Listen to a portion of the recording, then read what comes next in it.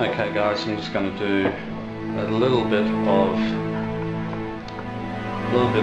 cleaning and also modifying the Japanese katana that I have.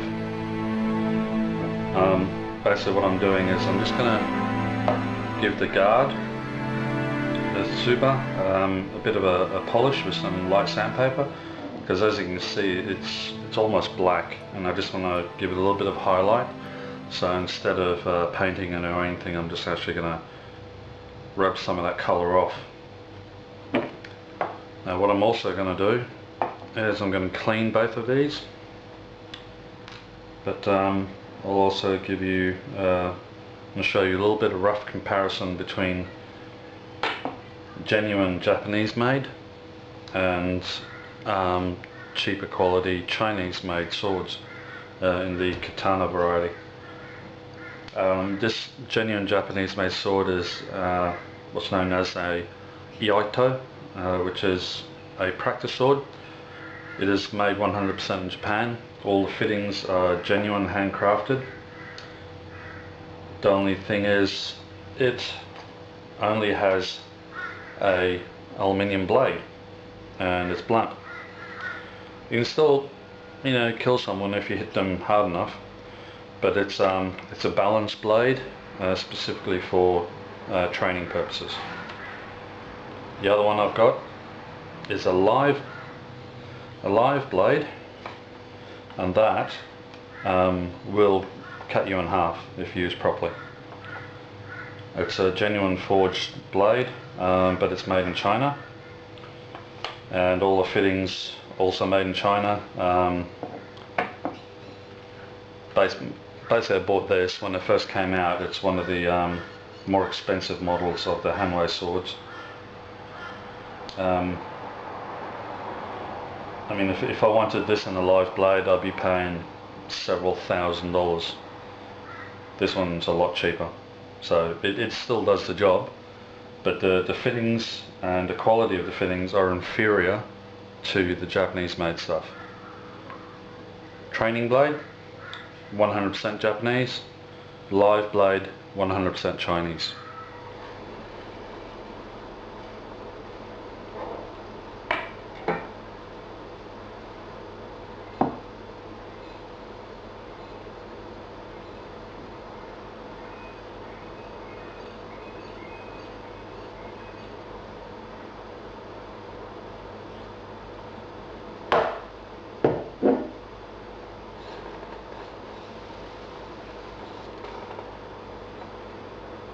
Look at that.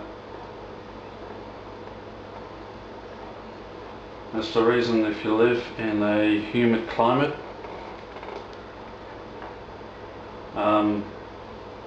you should regularly check or clean any blades that you own.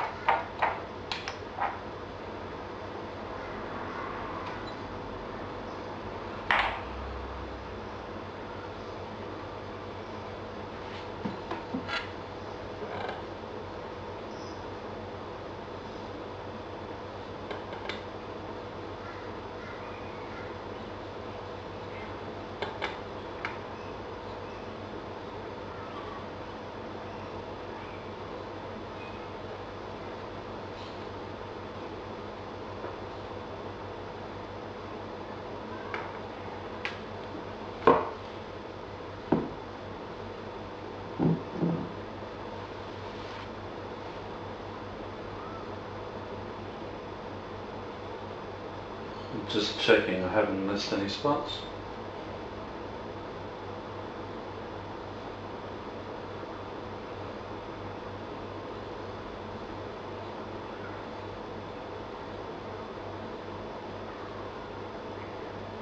Yep, just there.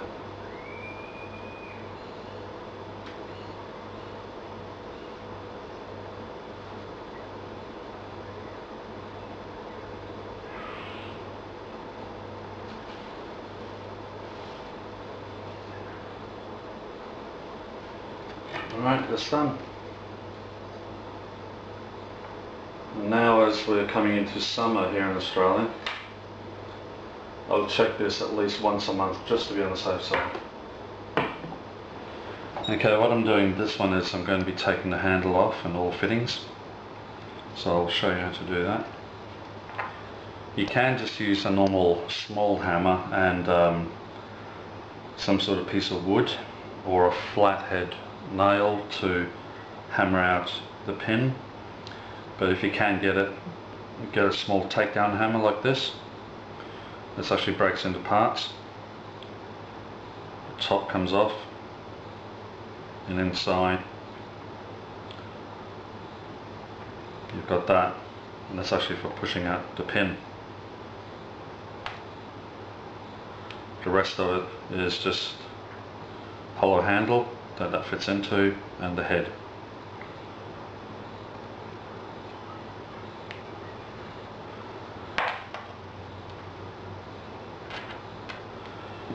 Now, some people say that the more pins in the handle, the better.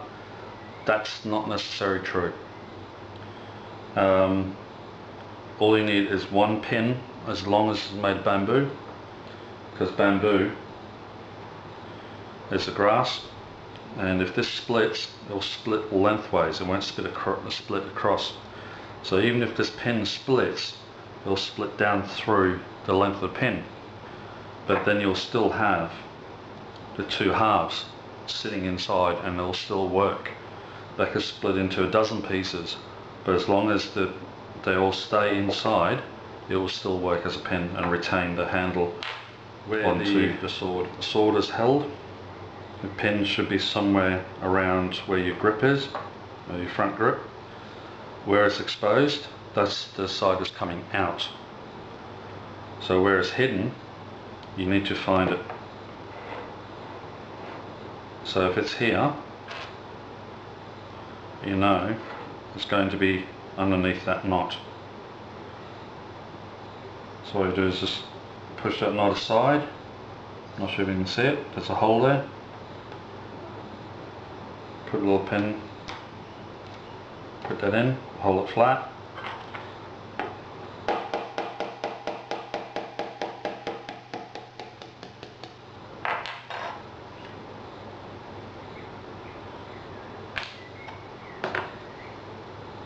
And put that somewhere safe.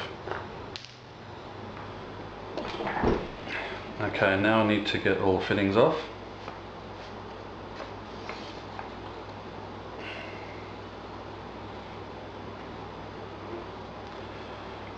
Now the pin is out, so to loosen everything, you give your hand, hold onto it tight, give your hand a solid whack down. It will actually jolt everything loose.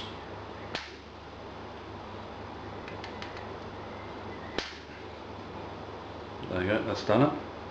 No, not quite.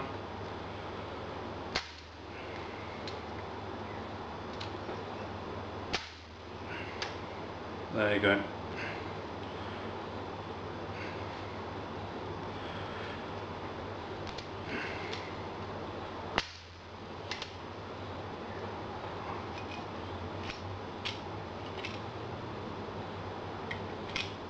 Because this is such a snug fit, I had to do it several times.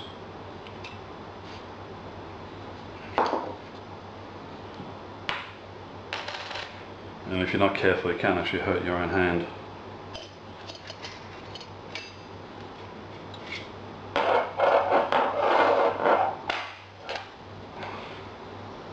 Okay, what I also do is I put the blade back in this sheath.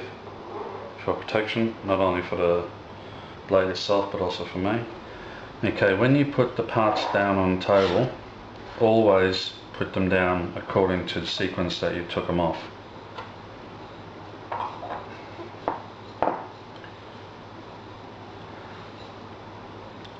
So by having the handle here, this is the direction of the blade, you know that this end fits on there. Then you have the guard and then the front spacer. So if you lay them down in sequence, when it comes to reassembly, you won't have any problems. Okay, as you can see here, this is actually quite a dark guard. I don't know what it is they put on it to darken it up, but I actually want to make it just a little bit lighter in colour. So I'm just going to use some sandpaper, some very, very fine wet and dry sandpaper, and just very gently give a bit of a polish and put some highlights onto it.